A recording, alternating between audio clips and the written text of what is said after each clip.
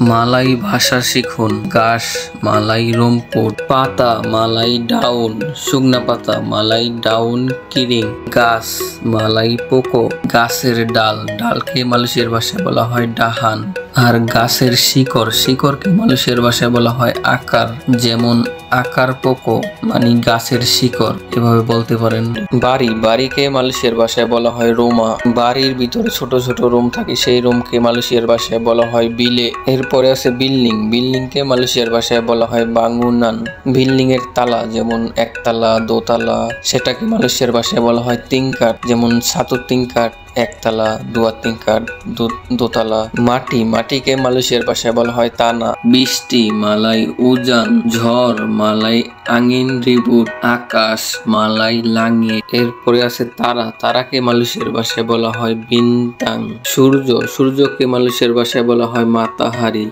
গুরুত্বপূর্ণ কিছু মালাই ভাষা শিখুন। ছাতা মালাই পায়ুং। বৃষ্টির পোশাক মালাই বাজু হুজান। বাতাস মালাই আঙ্গিন। বৃষ্টি মালাই হুজান। এরপরে আসে বর্জ্যপাত, বর্জ্যপাত মালাই পেতির। তো আপনি যদি মালয়েশিয়াতে দুধ চা খেতে চান সেটাকে মালাই ভাষায় কিভাবে বলবেন? তো প্রথমে আছে রং চা, রং চার মালাই হবে তে ও পানাস। তো মালয়েশিয়াতে কিন্তু রং চার সাথে বরফ দিয়ে খায়। তো আপনি যদি মালয়েশিয়াতে রং চার সাথে বরফ দিয়ে খেতে চান সেটাকে মালাই ভাষায় বলা হয় তে ও আইস। দুধ চা, দুধ চাকে মালয়েশিয়ার ভাষায় বলা হয় তেতারে পানাস। মালাই ভাষা শিখুন। গতকাল মালাই সেমালাম অথবা ইসমালাম। আজকে মালাই হারি ইনি। কালকে মালাই বেসো অথবা এসো। কালকের পরের দিন মালাই লুসা।